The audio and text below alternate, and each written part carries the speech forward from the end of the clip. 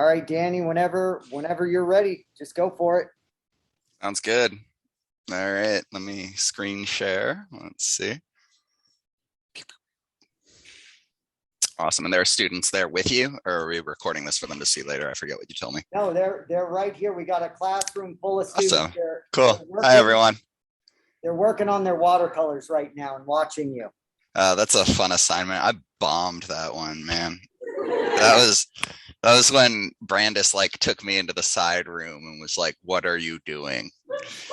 That was even before he wrote on a post-it note, "Too many things wrong with this piece for me to fit on a grade sheet. Please see me after class D- on my scratch board." That was a good one. Let's see. All right. How do I share screen? Host has disabled screen sharing. All right. Let me fix that. See, hang on. So yeah, I'm just gonna talk through my journey, talk about how all art is the same, and then we can do Q&A stuff. It'll be super fun. Man, I haven't seen you in so long. It's been 6 years, something like that. Can you believe that? Yeah, it's been crazy. Yeah, the Comic-Con with Eli was the last time. All right, here we go. Let's try this again. Awesome. Can y'all see this on the screen, my slideshow? Yay. Cool. And where do I click? Present. There we go. Awesome. Hi, guys. So I'm Danny Samuels. I used to go to your school. And I'm going to talk to you guys about what my journey was after graduating and also throughout school, because I'm pretty sure I definitely had one of the weirdest ones that's come out of this school. And so I want to talk to you guys about that because it's definitely been a fun experience so far. So I grew up in Cincinnati, Ohio, and I graduated with a BFA in illustration from Ringling in 2013. So I'll just kind of like briefly talk about what happened, right? I came to Ringling like everyone else, wanting to be a concept artist, right? Because that's what you think you want to do when you go into art school. And I wasn't very good at drawing. I just wasn't. And, I could brute force some things into place if I needed to. But like all of my friends were really, really, really good. Like all of my super close friends at school. But I like attention a lot. Or I did back then. So the way I would get said attention in those like best of Ringling shows and Illust was I was an okay sculptor because I grew up playing Warhammer and I couldn't afford the figures. So I would build these dioramas and then trade them to the stores to get the figures, right? So I always had this background in sculpture that was just kind of for me. But to enter those competitions at Ringling, I would sculpt stuff because it made me like stand out and attention was nice to me, right? And so because of that though, I always had that itch to keep sculpting.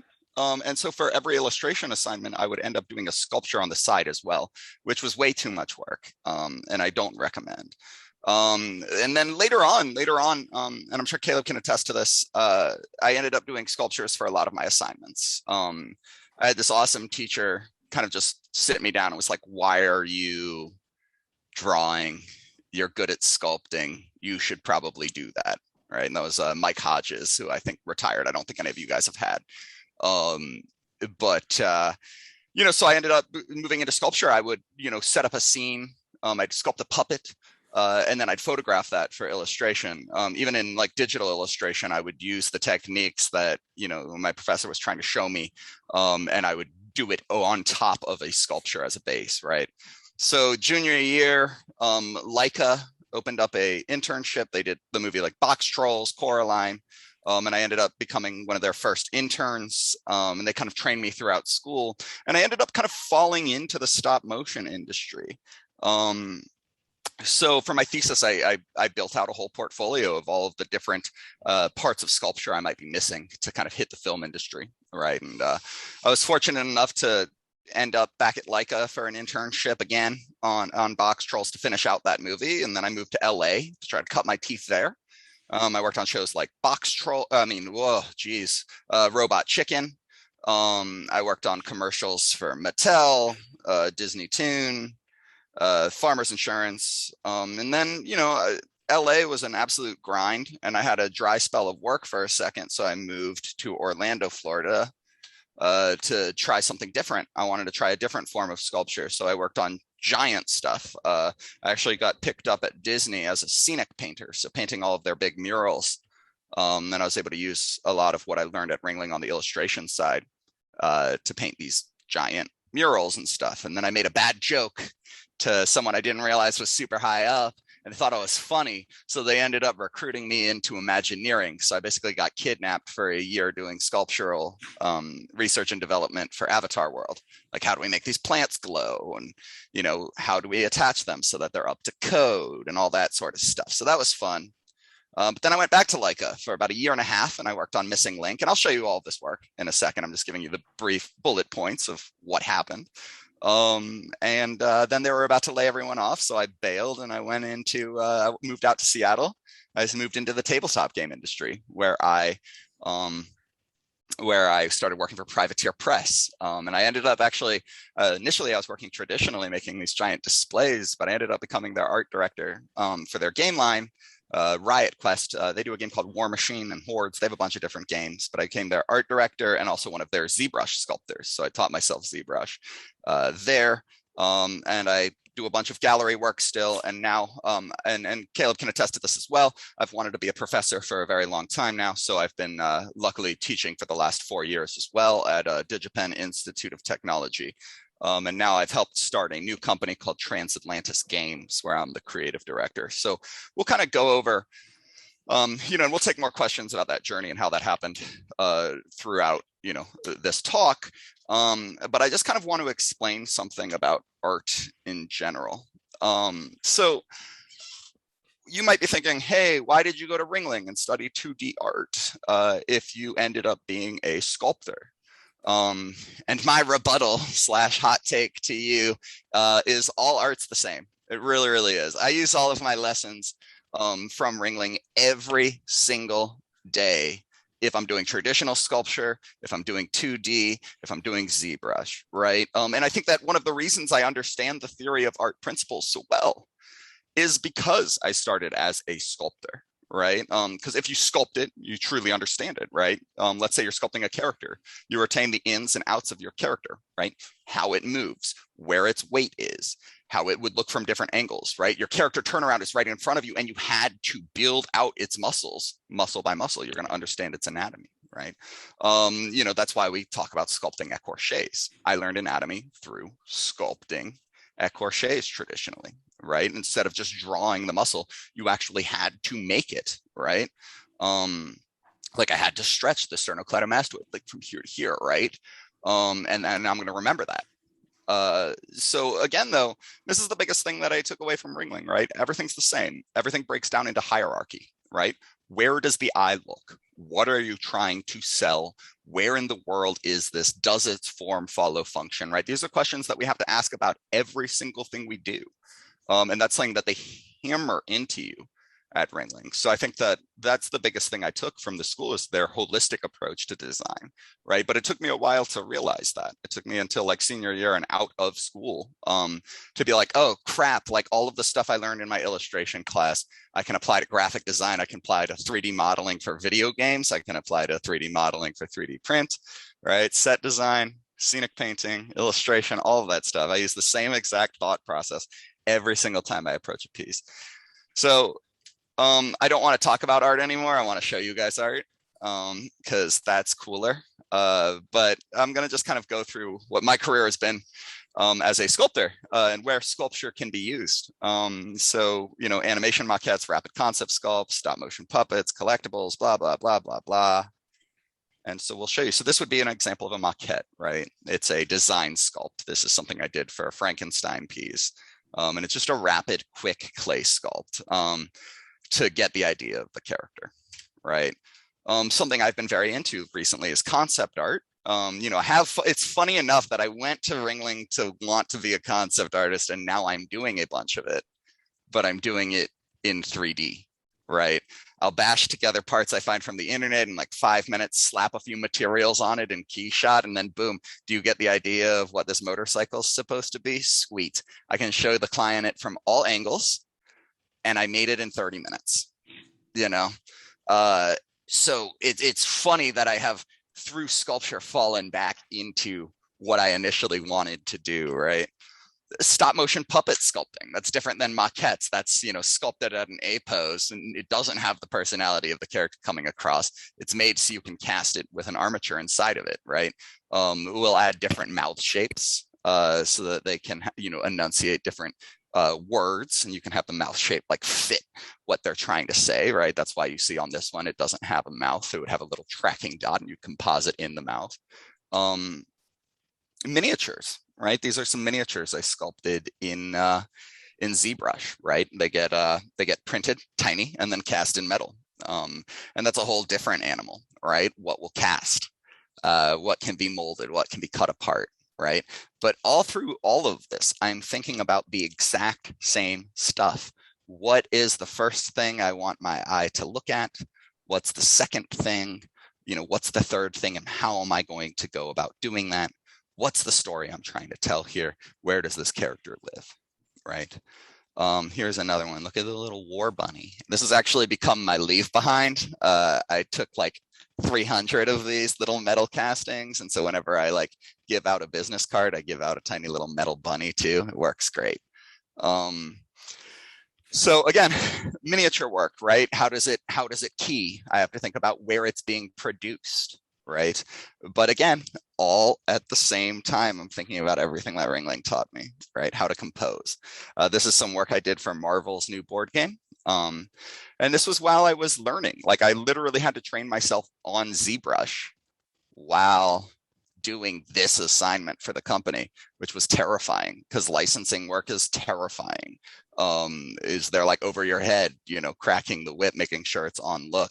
So I'm training myself in ZBrush as I was doing these projects. But the thing that made it easier again is I had that approach to all art's the same. I'm just using a different tool, right? So I thought about the principles of form, right? My principles of design. I thought about all of that throughout this piece, and it was really easy to rearrange my thinking and make it become less intimidating, because now I'm just switching to oils, let's say, from watercolor, right? But I'm still, the thought process is the same. This is how I would model this traditionally, or this is how I would paint it, and this is how I'm going to model it digitally, right? There's consistency throughout. Here's some of the art direction work. Again, to like hammer this home. This is a game called Riot Quest that I was in charge of, right? We'll get handed a bunch of different really cool concepts. This is actually one of my students that I hired to be the concept artist over there. And he'd give me a few different options after we gave him the art brief, and we would pick and choose. I would pick and choose which parts I liked out of it. I would have to eliminate certain things that wouldn't cast in the mold, right? These super tiny spikes, like that's going to tear the mold like crazy. And so we'll kind of taper down and rein it in, and get to a point where we feel comfortable that this is not only a cool concept but could be molded well, right? This was actually a concept by the same artist, and it was colored by a Ringling alum that I hired. Do you remember Zach Nienhauser? Yeah, I do. Yeah, he's been doing a lot of color work for me. He's been doing great. Here's kind of that final illustration for the card, right? Here's another cute one, because bears in armor are awesome.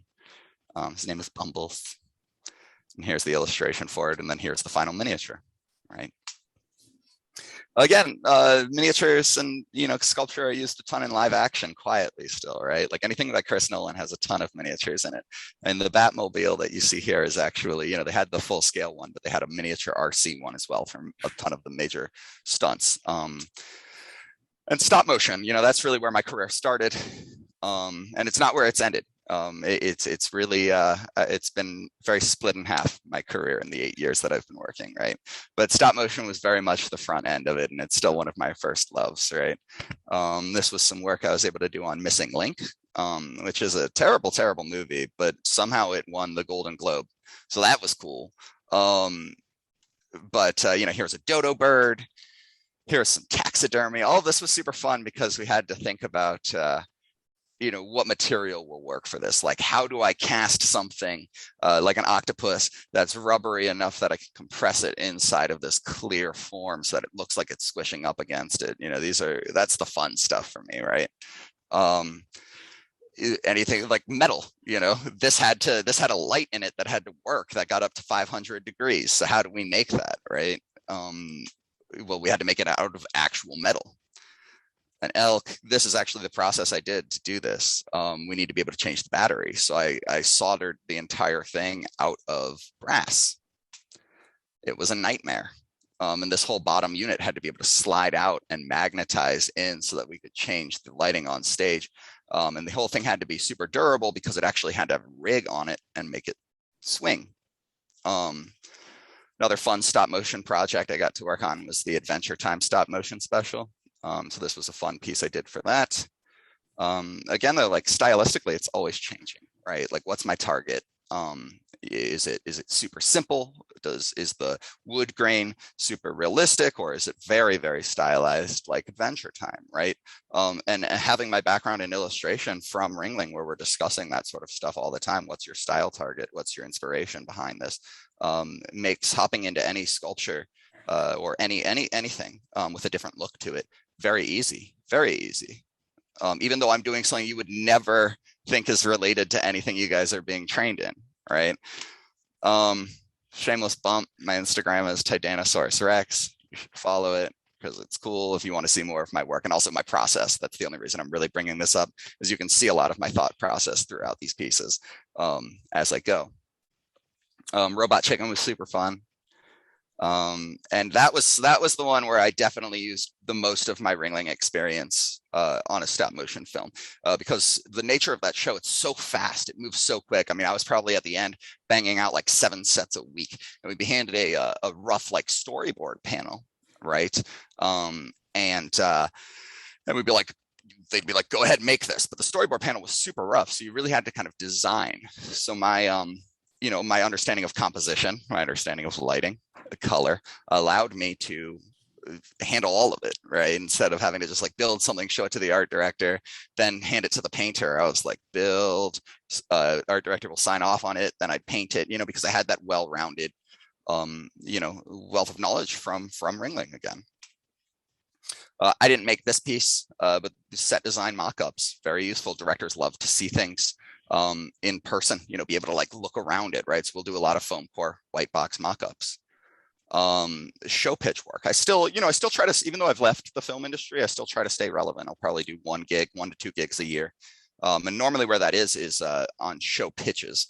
So when you're pitching something to Netflix or DreamWorks or whatever place is throwing money at a show, it really, really helps actually to throw a sculpture at them, to set that in front of them in the pitch meeting of one of the sets. So this is something I'm working on with Travis Blaze.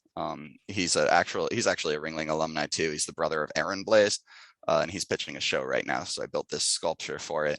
And I'll probably do one of these a year. Video game modeling, I do that too. It's the same stuff. It really is. Everything's just a different tool. Everything's just a different medium. This is another show pitch piece I did. It's for, oh God, what is it? It's YouTube has their own streaming channel now too. It's called The Great Gift Exchange. And I had to design, I was the lead on it. I had to design and build this crazy rap shop for the intro. They wanted this like Dr. Seussian, mixed with, what is it, Rudolph the Red-Nosed Reindeer, the old stop motion set for the intro. And so that was really fun to build. And then I got, I actually did a technique that Proc now taught me on this one. I remember, I think it was the Kleenex job that you didn't want to do. You were like, if you ever don't want to do a job or don't have time to do a job, just bid super, super high. And maybe they'll say yes. And if they say yes, you're going to be much more happy doing the job. So I was just like, I don't have time to do this one.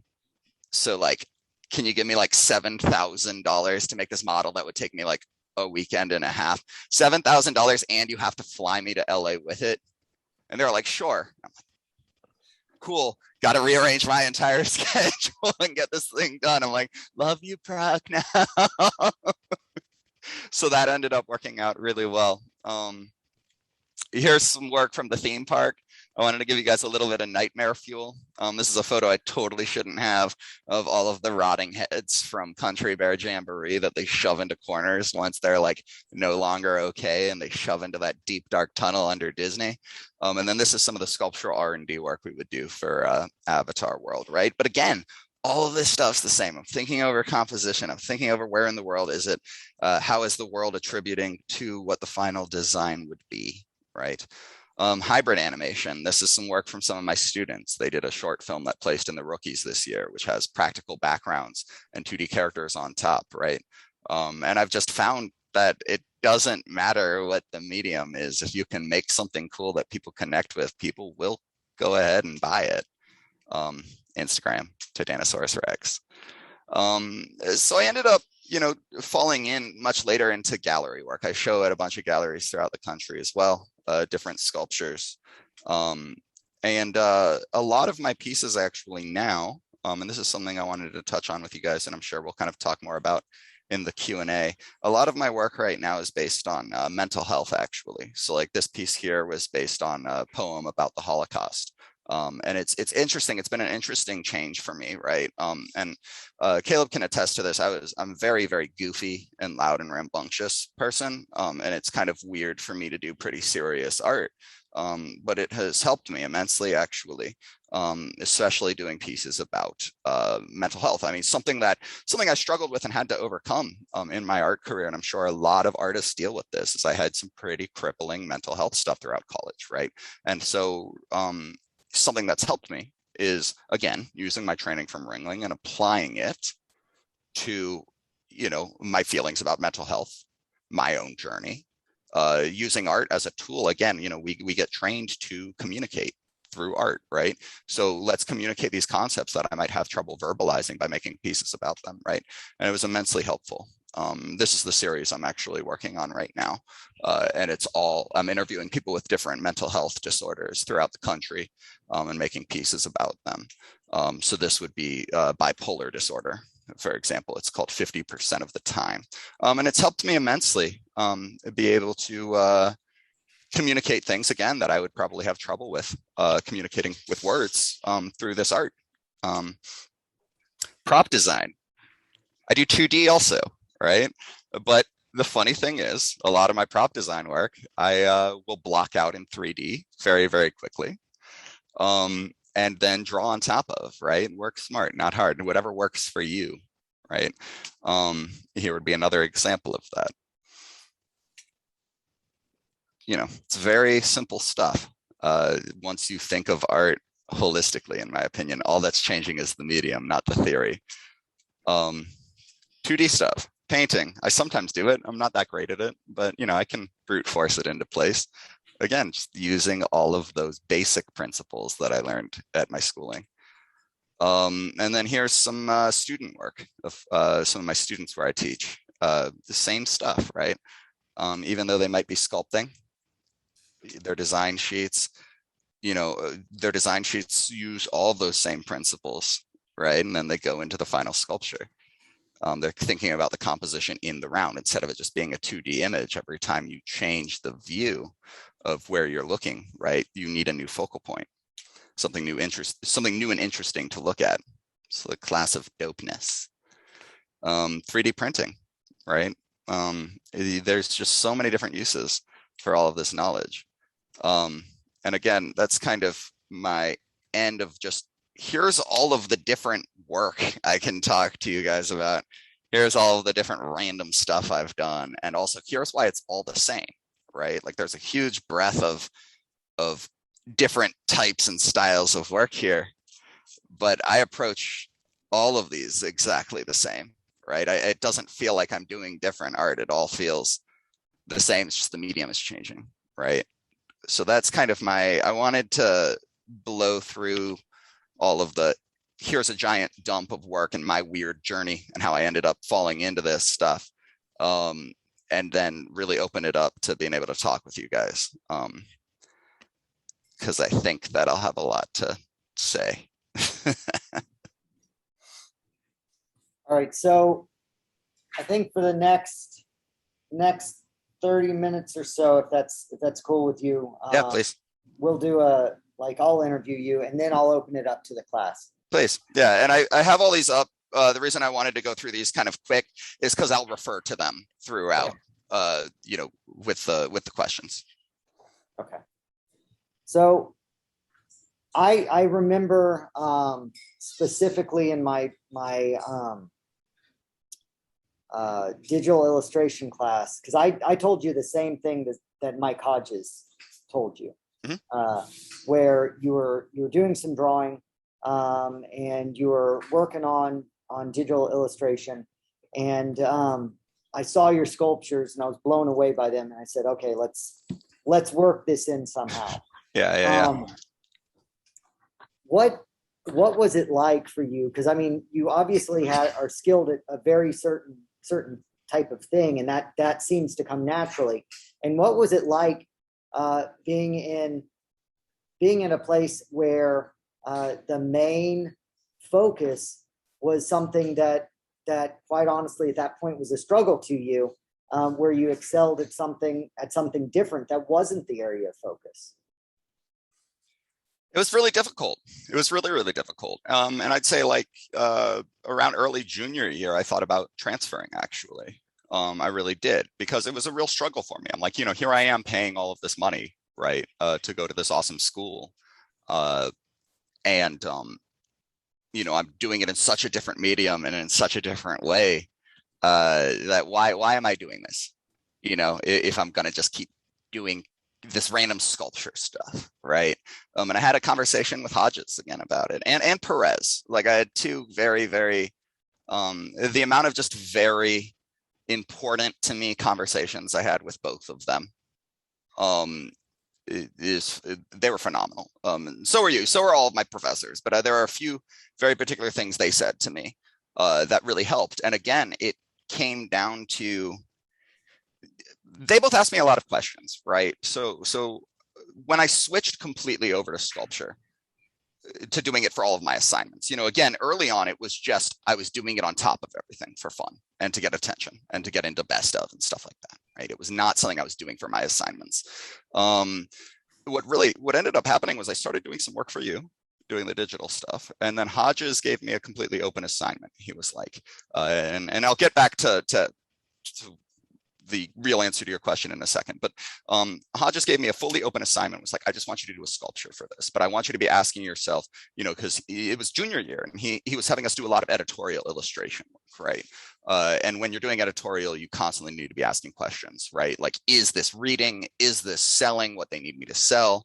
What do I want the eye to focus on? Right? All of those types of questions that we're constantly asking ourselves. He goes, I want you to write down and I want you to ask those exact same questions to yourself when you just make a sculpture. So he gave me an open assignment.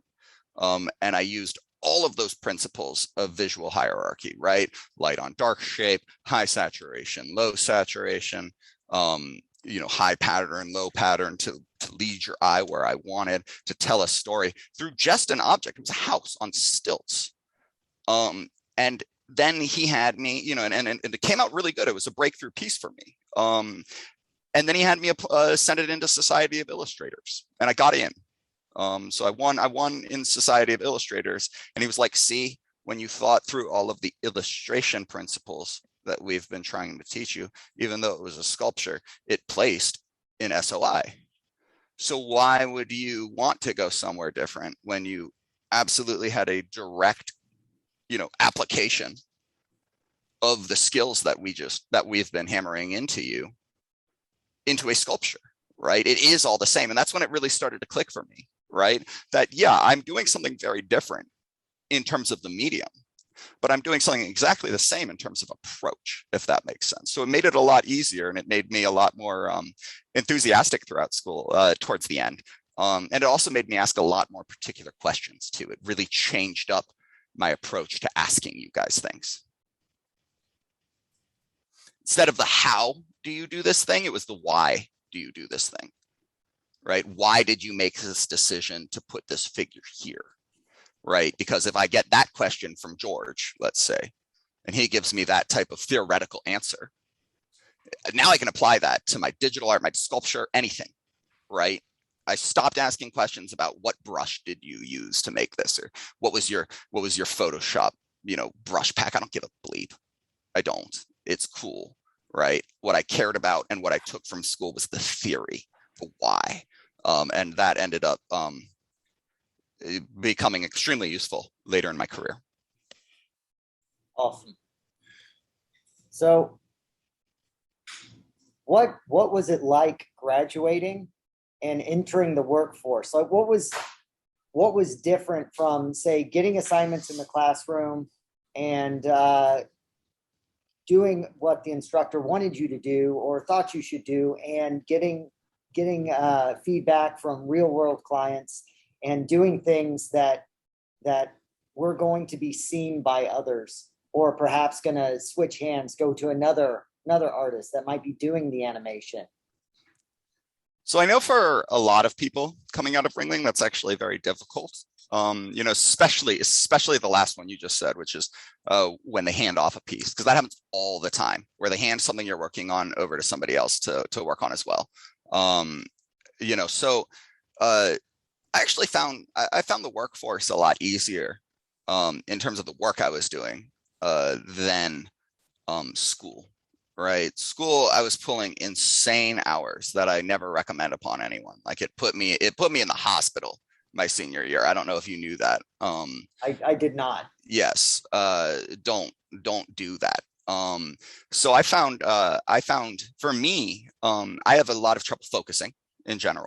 And I can focus on sculpture. That's part of why I wanted to end up going into that at first. It was one of the things I really could focus on for a long period of time. And when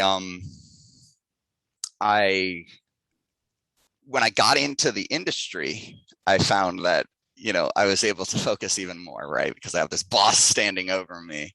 I couldn't go randomly walk over to the cafe and get a cup of coffee. I had to be on it, right? So I realized the sheer amount of work I could get done. I was very efficient at that point because never had I really been forced to sit as school. So free, you can wander around, you can go talk to people, right?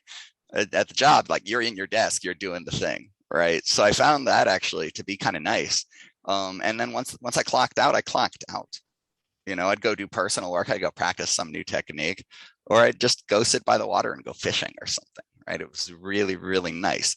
And I think a lot of artists do struggle with the it's not my art, it's their art thing, right? If I'm working for a client, and that's something that actually came very easy to me because I don't care about the end of result. I am not really hey, look at this. As much as I like attention, I'm not really, look at this cool piece I made. The thing that fascinates me about art is the process and the approach and the making of it, right? So that actually made it very easy when I'm working for a client. I can disconnect my ego from the piece. I can say, hey, this is their art. They're directing me. And it makes it very easy. Because I'll just be all right, this is exactly what they want here, right? And I don't care if they need to hand that to somebody else for paint or whatever, right? That disconnect made it very easy, but I do know that it's difficult for some people. See, I found the schedule a lot easier. I found I was a lot more efficient on the job than I was in school, and I didn't really have a problem with the what about making art for other people, because I was just so into the process. It didn't matter what I was making; it mattered how I was making it. You mentioned that it was a grind to work in California, and then you made the transition to Orlando. Why was it a grind, and why did you choose Orlando? So I was new starting out in my career.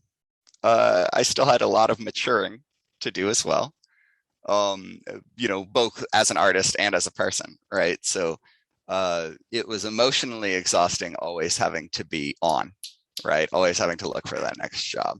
And, that was one of the problems in traditional sculpture, and why I've pushed so hard recently to move into, or to have that digital skill set as well, right? I will always traditionally sculpt for whatever that commission is, but I'll tell you what, I love being able to send a ZBrush file over the internet. It's freaking awesome, right? But when I was starting out, in LA, it was all traditional. sculpture for film, which is unfortunately a dying art and doesn't pay well because it's a dying art. And so it's always like the longest gig you're gonna get is like Robot Chicken out there, which is like a 7-month build. And then it's like 3-week gigs here and there. So you're always, without knowing a bunch of people, like I was alone out there. And, I'm trying to network and find new jobs and stay afloat and, pay for food and all that stuff and help loans. And, it's terrifying and stressful. So it was an absolute grind, always having to be on while I was still trying to grow the hell up, and so after a while I also didn't like sometimes, in film, especially something as like cutthroat as stop motion. I didn't like the games I had to play in LA. Like I didn't like always having to feel like when I was having a conversation with someone, there was like a motive. Like I don't want to give a crap about that stuff, right? And so it just became mentally exhausting after a while. I think that, and I'm tempted to go back to LA. I think that if I went back, it would be a really nice time now. But starting out there, it was so much. I mean, it's another world out there. 2D animation, that industry is phenomenal out there because it's union, right? So I'm not dissuading anyone from going out there. But where I was, it was the Wild West, right? And I did fine. But Orlando is a lot easier a lifestyle, and it was a very stable. They had a lot of work coming up at Disney, and so I knew it would be pretty stable. And so I took the plunge. It was time for a change, and I also just needed a job. I needed a job that I didn't have to look for every like 4 months.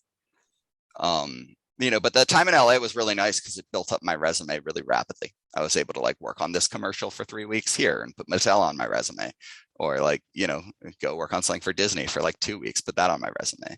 So it was actually really, really good for the long run of my career as well, if that makes sense. Yeah. So you said in your talk that you made a joke that got you, got you promoted at Disney. Yeah. What can you tell us more? Absolutely. Yeah, absolutely. It was actually about one of, I don't know if you had him as a student. Do you ever have Josh Newton? I know who he is. I don't think I ever had him as a student though. He's phenomenal. He's one of the best. And I don't want to paint with too big of a broad brush, but he is one of the best digital painters to come out of this school. It is nutty, the stuff this guy pulls off. But he's very soft spoken and quiet. So while I was after I had graduated from Ringling, my girlfriend was still going to Ringling at the time, right? I was a few years ahead of her, and so I'd come back and visit, and she was an interior designer. And so there's a competition which I highly recommend you guys do if you are interested in going into Imagineering. It's how they recruit. It's called Imaginations, and you have a group of students that team up and they basically do this big Imagineering pitch, right? So I was at Disney at the time, and I helped mentor and assemble this group with my girlfriend at the time. And I recommended Josh for that role, among some other students like Diana Hahn and John McDonald were the other people on that team. And they ended up actually coming in first place in the country. And the prize is, I believe they get a cash prize, and they all get guaranteed internships, right? So it just so happened that Josh ended up working for this person out there. And I think I made like some joke I ran into this person, but I didn't realize they were like important. Like I knew that they were kind of like a lead, but I didn't realize they were like the top art director in the company in Orlando. And so I made some joke about like, hey, I hear my friend, Josh is going to be working for you. Like, please make sure he's as big of an intern slave as I need him to be, or something like that. Like I made some like slave labor joke about Josh. I think I made a joke about how he owes me his firstborn child. And I was like, by the way, it's nice to meet you. And then I just like left. I don't recommend this to anyone. Again, I had a lot of maturing to do. But she was like, hey, your friend Danny is like really interesting. what does he actually do? And he's like, oh, you should see his work. And she's like, wait, he's a sculptor and he's in the scenic shop. Why isn't he in this one division? He was like, well, he wants to be. And she was like, cool, he's coming to this one division. And so what ended up happening was they would bid out jobs. So even the Disney internal scenic shop would have to bid on jobs. They'd have to be like, we could do this thing for the Imagineers at this price. And they'd actually have to compete with a lot of the other vendors in town. So what they ended up doing was Imagineering would basically bid jobs to the scenic shop I worked at internally with the contingency that I was the one doing it. So they basically put me on permanent loan. So while I was technically an in-house employee of the scenic shop, I was then an Imagineer because I was just permanently, continuously bid out. And it was awesome, except it was also kind of shady because I was a union worker. So my rate was locked and my rate was fine, but it was also their way of not having to pay me an Imagineering wage, which would have been probably an $8 an hour raise. Yeah. But I wasn't going to say no because the work was way cooler and it was way better for my resume. So they knew I wasn't going to be like, no, send me back to the scenic shop, where I have to paint rocks all day. No thanks. So it was an interesting trade-off. But yeah, I've actually ended up getting promoted twice now through just making bad jokes to people I didn't know were bosses. I'm very lucky. It doesn't always work like that. So what did you do? Because I don't know if you told me this prior to this conversation or if you actually mentioned this in this conversation, but you did some work for the Avatar world. Mm-hmm. What did you do for that Absolutely. world? Yeah. So here, let's you guys can still see my screen. So I couldn't steal a lot of photos, but where'd you go, Avatar world? Where are you? Is it up there? There we go. So you see all of these vines, right? And this is just an example. All of these vines, I would have to figure out a method for those to be sculpted. And I would have to design the style that we were going for. And I would create a sample, right? So I sculpted this and used all of this crazy cable. And this would be used eventually if it was approved by the art director or by the production designer. It would be used as a sample when they bid it out to vendors, right? Because all of the Imagineers aren't the people that do all of the work in the park. They're kind of the art directors, right? So they'll establish the style and then they'll pay contractors to come in and do that stuff. So this is kind of used as first, a proof of concept, but two, a quality assurance saying, this is what we asked you to make. Please make this, right? Why doesn't it look like this, right? So I did a lot of that type of work, whether it was figuring out how to sculpt vines, figuring out different types of flexible resins that could, one of the big projects I was on and I kind of ended up helping lead was the epiphytes. So epiphytes are plants that grow on top of other plants, right? And that's something I spent a lot of time building is I made a bunch of series of jigs because we would basically make them out of water cut steel mesh so that they could stand up to hurricane winds. And so I had to figure out how to make those really cool looking and also glow at night and also hold up to hurricane winds. I did things like what's the arrangement of like the roof on the Banshees, I think the one where you like ride the dragons, all of the roofing samples I helped make. So like all of the crazy leaves that are cast and glowing with the like tufts of thatching coming through there. I helped arrange how those would look on that sample. The telephone poles, the lamp posts, where it has this like weird scaling, like it's like a tree made out of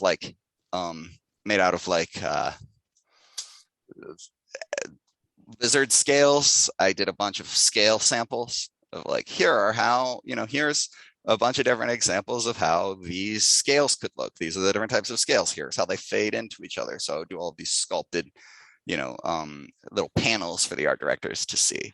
And then I'd toss that to other artists and they'd take their pass at it as well. So really it was sculpted concept art is the easiest way to say it, right? Yeah.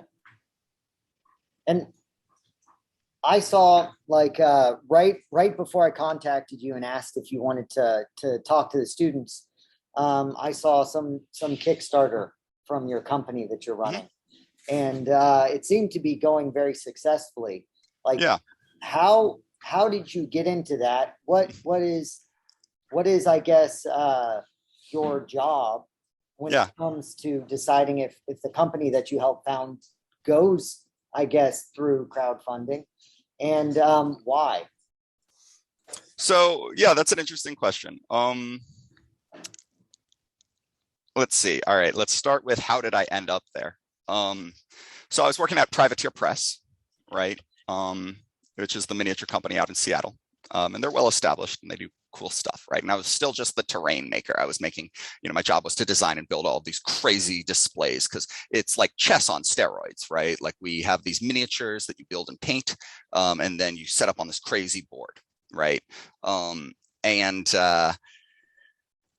so I was doing that, and the company wasn't doing well. It really wasn't. They've made some that's the one problem. It's like not all artists are businessmen. In fact, very few are. It's something that's really helped me. I have never had a very high salary, but I have managed to put a lot of money away because I'm good at business, right? But my salary is like shockingly low normally because I need, I always pick jobs that, for different personal reasons, I need health insurance. Right. So I always pick jobs that give me health insurance, which normally for me has meant a lower rate. So I don't do the freelance. Like if I was in LA doing commercials, I would make 65, 70 grand a year, but I wouldn't have insurance and I need reliable insurance. Right. So what I'm getting at is I ended up at Privateer mostly because of that, actually. So I knew it would be stable and would have insurance. But they weren't doing well. So they brought in this big industry vet named Bob Watts. And he's been around forever, right? Like he helped run what's it called? Grenadier Miniatures. They made all of the original Dungeons and Dragons figures. He was vice president of Wizards of the Coast. He ran Games Workshop North America. He was the president. That's like Warhammer. He's a veteran, and he ended up working with helping get Privateer Press started when they were doing really, really well. He was doing all of their stuff in Europe. He had a very easy business where because the last business he started was doing the Warhammer card game, but he sold that back to Games Workshop for $4 million. So he didn't want to go at it again and make his own new company. He wanted to take a break, and he started a small company where he basically just handles casting and distribution for Europe so that we could avoid tariffs. We would cast the stuff over there and then ship it all out all over Europe, right? And the company was doing terribly though after a while, and so that means his company was doing terrible by association. So he came in and took a low salary and agreed to be the CEO of Privateer for a time to try to get it back on its feet. And he did. He stabilized the company. It didn't go out of business. But they didn't really listen to anything he said. So we knew they didn't listen to enough of what he said. So it was kind of wasting his time. And so we knew his days were kind of numbered. He wasn't going to stick around. He was going to go start his own thing. He's in his 60s. He has a son with Down syndrome. He wants to put away enough money to take care of his kid and to be able to retire soon, right? Because he made some bad investments, right? And this isn't anything secret. Like he'll tell everyone this. He made a few bad investments in the housing market, right? So a lot of that company money he had went away, right? And so again, this is actually another instance where I made some bad jokes, and I was pretty burnt out at this company. And I'm not recommending any of this, but this is what happened, right? I'm very honest. That's something I always am, and I always have been. I'm very honest, and I was basically like I made some joke about, oh, you're figuring out how this place works real quick, aren't you? Like, because every time he'd come in for 1 week of the month, and everybody would be scrambling and like, Bob, do you need anything? Like, what can I do for you? And I would just be like sitting at my desk, making the thing. Or honestly, unfortunately, because I was so burnt out and jaded at the time, working on a personal project. And he came up once. He was like, what are you doing? I was like, just making stuff. He was like, this needs to be done. I was like, cool. It'll be done literally the next time you come in. I was like, you never have to worry about me ever. I was like, I've never missed a deadline. I always come in early on the deadlines and the work is always solid. So, cool. And so I did it. he came in, he was like, okay, cool. So you mean what you say? Where he was already under the impression that everybody was like sucking up to him the entire time. And I was just like, nah, I'm here to get the thing done that you asked me to get done. And so he just started talking to me because he knew I was always very honest. And we became close through that. And he let me run autonomously. And everything kept getting done. He knew I was, even though jaded, one of their most reliable person. When I became the art director, I became a lot less jaded. I was like, okay, this is an interesting new challenge, right? And I excelled. Forgive me for arrogance. I excelled very, very well. I was good at that role because I understood how miniatures needed to be made. I understood the casting. And so we got very ahead, which made him very happy. So when he decided to move and start his own thing, I helped him. He was like, hey, stay in touch. And so I pinged him and was like, here, I'd like to keep art directing stuff for you. And so, he started his thing, and I've just been kind of doing small sculpting tasks and consulting on all of the art throughout everything. I would work for very little. I would basically take a decent sculpting rate for the work. But what I ended up doing was I was like, it will only behoove me if this company takes off and I'm one of the first employees, right? So I'm going to do whatever I can as cheaply as I can to help it get off the ground, right? But what ended up happening is, the first thing that landed was a paint line, and that we basically went after a big online presence for that paint line and created a paint line around him. And it made over $1 million on this first run, which, looks really fancy, but we're putting most of that into paint, to sell to stores now because all of that's profit, right? We wanted to put as big of a bulk order as possible in to maximize the profit margin, right? But this has been invaluable to me because he's training me on all of the business side. Again, having artists that are good at business is very rare. But I pitched a game of mine to him. I was like, hey, I'm working on this really dumb game. It's literally called Dumgins and Doofuses. And it's a spoof line of miniatures for Dungeons and Dragons where your characters accidentally ate the wrong mushrooms and now they're tripping their asses off. And now they're transported into this weird world where they have to fight spoof versions of all of the monsters. And he's like, dope, we're making it. So he's making my game and I have 50% of everything. He's handling all of the business side, all of the here, because he has a casting facility. I don't have to worry about running the numbers on profit margin, boxes, shipping, packing, finding where to get stuff printed. I just have to make the art and hand it to him. So it's, so that's kind of the deal that we have right now is anything I make, I have 100% ownership of the IP. So that's kind of how that happened. Just kind of randomly was way too honest with this dude when I was going through some stuff, and he ended up liking me for it. Cool. So I want to open up to student questions. So if you guys want to ask questions, just shout them out.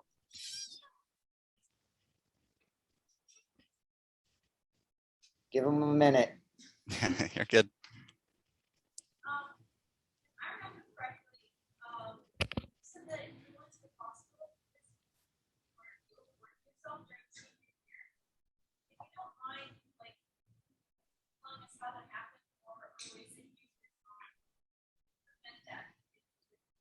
Okay. Can you hear that, or is it?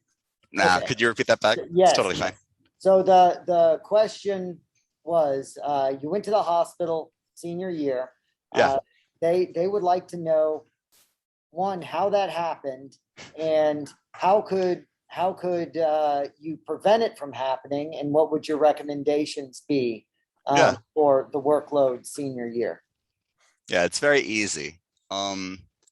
My senior year, I mean, you know how much I worked all the time. I was always working. I mean, I slept, I think here, I mean, it's very easy. Sleep more than 3 hours a night for an entire year. It's very easy. Yeah, I had again, like I suffered from some pretty secret and not great mental health stuff throughout school. And when you don't sleep, it exacerbates those things, right? So I wasn't sleeping. I think I pitched for my thesis. I mean, I think I pitched like 25 different sculptures or something just nuts. Like I really should have done what Jimmy did, my roommate, which is he made one badass sculpture. But I, as an idiot, decided to fill out like 3 different types of portfolios for sculpture in one thesis. So I think I did, yeah, like 26 different pieces. And I was sleeping like 3 hours a night, if that, every night, while doing all of my other assignments. And I did some commission work. I also did that, what is it, like the portrait foundation series thing? Yeah. I did that as well on top of everything else, but I did that as a sculpture, which takes a lot of time. And so, yeah, I just ended up, I started to hallucinate from lack of sleep. And then I had a really bad like meltdown. And yeah, I had to get like tranquilizers and stuff like that. It was not great. It was not awesome. I highly recommend you sleep. It's not worth it. And this is something I've found out is your work is actually going to be better if you just say no and just go to bed. Seriously, like when I'm working on 3 hours sleep, my work is, I'm doing it so much slower. My decision making is really, really bad. It's just not, it's not effective. If I had gotten the 7 hours of sleep or whatever, I'll tell you what, I probably would have still hit my deadline because I would have been working a lot more efficiently, and not dying. So yeah, don't do it. That's why I'm like, the senior meltdown for me was as bad as it can get. So I understand you guys a lot. I think that's something else that was really important was in my development as a human and an artist was I think we all have a real tendency to tie our self-worth to our art, right? So like I am great because my art is great. And that's so dangerous and so not true, right? Your art is your career and your passion, right? But it's not what makes you a person, and it's not what it's not what your worth is tied to as a human. And I think that getting away from that, realizing that like, yeah, I can make some bad pieces and it says nothing about me as a person, really, really helped me later on. But again, like you guys, like my friend group was so good at art that I put a lot of personal pressure on myself. I was not one of the good artists coming into Ringling. I put a lot of time in. I worked very hard, but like my friends were like, Andrew Theophilopoulos and like Victor and like those guys, right? Like that was the group I hung out with. And so I'm like trying to keep up with these artists that are just, amazing. I know who you're talking about, but they don't. They don't know. Yeah, they're all like the high-end concept artists that come out of Ringling, and I'm trying to put myself up, to their quality, and it just wasn't going to happen. I put too much pressure on myself, and I tied too much of my self-worth into what art I was making, and all of that compounded into a not so great time. All right, more questions. What's your favorite project you've ever worked on? So what is your favorite project that you've ever worked on? Oh man, that's so hard. Okay, let's see.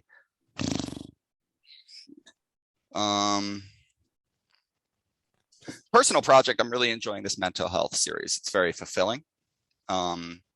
It's been really, really wonderful. And it speaks to a lot of people, which is very rewarding to me. It's part of why, teaching is my real passion. I would say actually, if I can answer that question in one way, it's teaching is my favorite project I've ever worked on. It's by far my favorite job. And it's where I'm definitely at my best, if I'm to say that. Art projects, Robot Chicken was so much fun. That show was crazy. It was super stressful, and I was absolutely not good enough when I started. Like I was actually very close to getting fired. I did not have the chops. I did not have the speed. All of my work was very stylized. So having to do like realistic, clean stuff. And especially in season 7, they like moved it into a lot more realistic. Like they pushed the sets a lot further than they used to. And so I was really struggling. I had to start coming in. I just started coming in at like 5 a.m, keying myself in and practicing making cuts that I wasn't used to, so that I could, keep up. And they saw the effort and they ended up keeping me. And I ended up really becoming good by the end. But that job was just, even though there was that stress there, that was so fun. The amount of just random stuff I'd get to work on from day to day. That was probably my favorite like show to build on. Favorite project would be this this film project here. This was an absolute blast because the client was just awesome. He was very experienced. He's done a lot of stuff, but he was very trusting in his artists. You know, they hired me for, I have a very particular look on my personal art, and they hired me for that. So they were just like, go wild. Here's money, go wild. And it was really fun. I was able to really just create. And that was an absolute blast.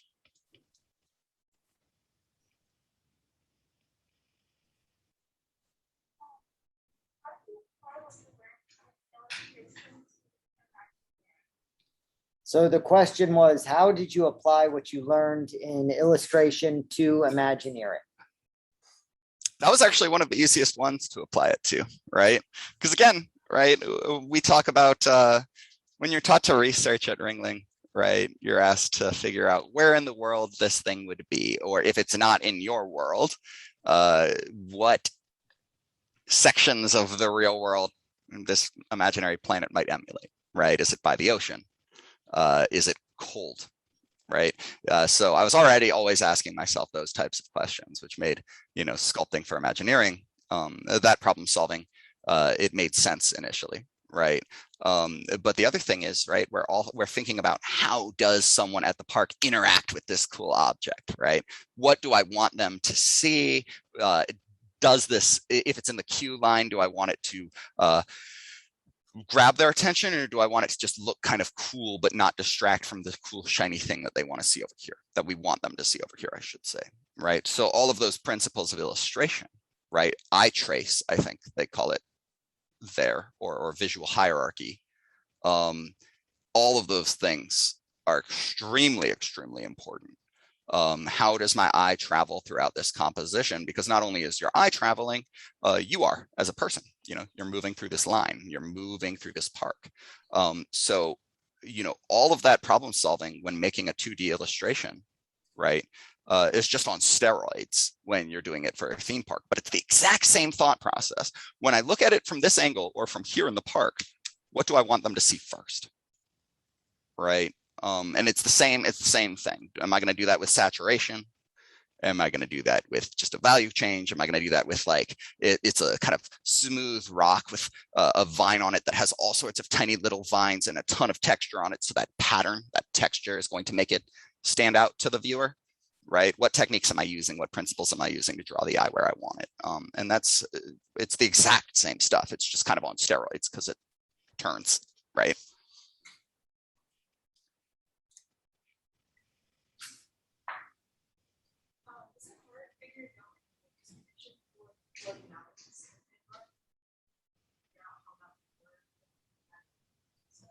So they were asking, was it hard to figure out the weight distribution in the floating mountains in Pandora, and to add all the, what was it?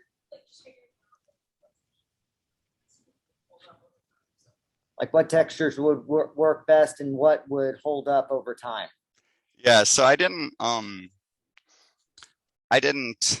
do any of that engineering. Luckily, they had a giant team of engineers figure out how to do that, and that was all done years and years ago, actually, in their in their Glendale office, like the engineering side of it. But something I did play with was, yeah, the what will hold up over time, and yeah, that's super difficult. Because we had, you know, there's stuff that we're never going to be able to get to fix, right? Like on one of those giant floating rocks, we'd have to shut down the park and bring a crane in if one of those flowers fell off of it. So all of that stuff, we just knew all of that stuff had to be able to be drilled into the concrete.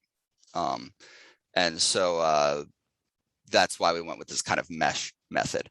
And luckily, you know, there are only a few projects, or I mean, a few materials that are rated for tornado winds or hurricane winds and to not fade in the sunlight over a certain, you know, course of time, right?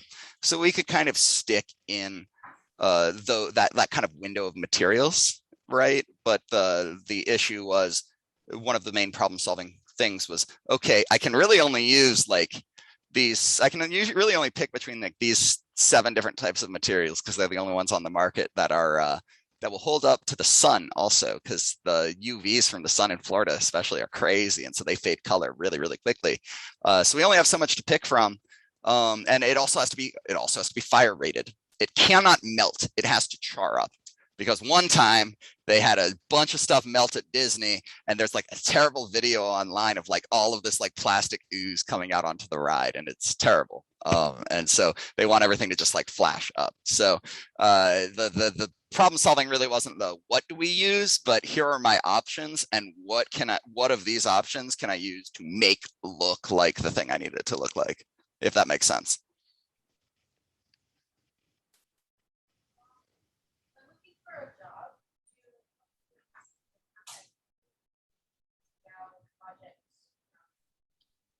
When you're looking for a job, do companies contact you, or do you have to seek them out?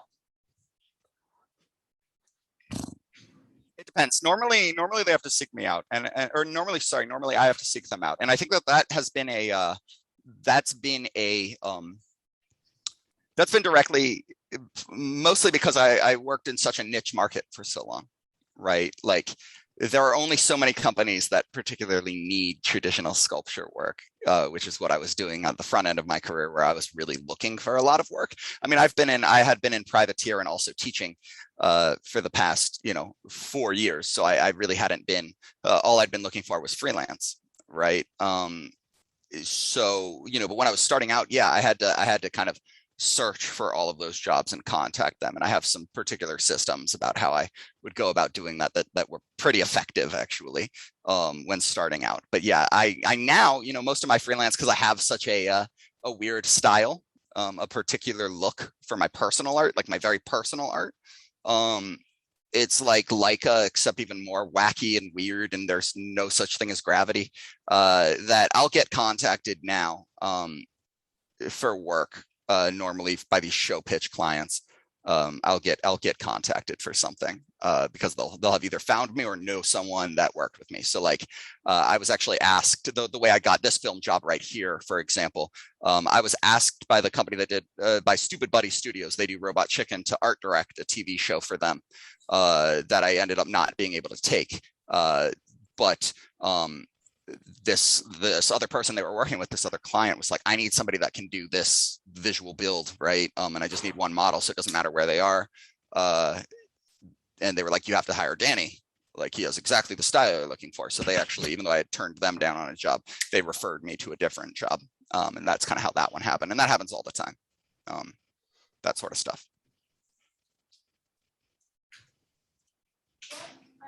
Are those system things that they use when you're like seeking jobs? The question was, what are those systems that you used when you're seeking jobs? It's a great question. I love that question. So I had a very particular strategy, especially leaving school, that I swore by, right? And it worked very well for me. And it still does, especially as I like try to get freelance in like prop design and stuff. I'm starting to move into the 2D market, so I'm able to use the same technique again. The way I do it is I'll find an opening, or I'll just find a company that I know my work kind of fits for, right? And I'll apply through their job portal, or I'll make sure that my like portfolio and resume are on their system, right? But that doesn't always help, right? Because they have a computer system called the Boolean system at these big companies, right? Like Netflix and Disney we'll use for an example, that actually scans your resume for words that match the job description, okay? And then it'll boot you if you don't have words that match the job description in it. So there are a few different things I did. And again, like, this is kind of risky. Please don't get mad at me for saying this, Caleb, but what I would do is I would copy and paste the entire job posting, and I would paste it into my margins of my resume.